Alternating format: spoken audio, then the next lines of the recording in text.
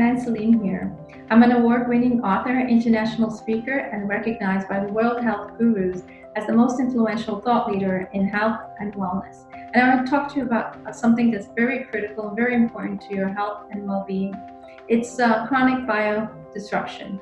And chronic biodisruption is this accumulation or compound of different things that might be in your environment that's affecting you under the radar, that you will not receive or find out on any lab work, any diagnostic tool. And those chronic biodisruptors are what actually influenced in my own health. I was working on the Pharmaceutics and Therapeutics Committee.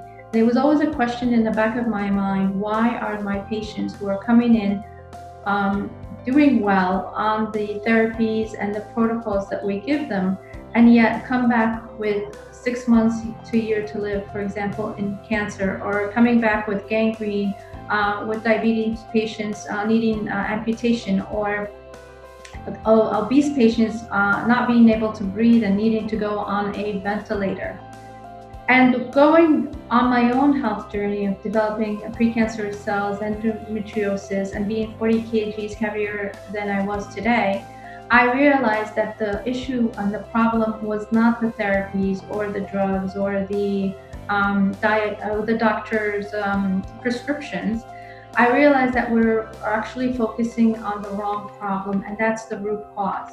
The root cause is that which is the chronic biodisruptors that are in your environment that compound and lead to something called chronic biodisruption that puts you on the path to chronic conditions, limiting your immune system and making you vulnerable to things like viruses and bacteria.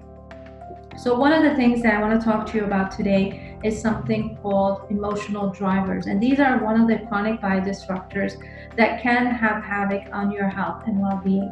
Things like love and belonging, security, growth and personal development, and so on and so forth.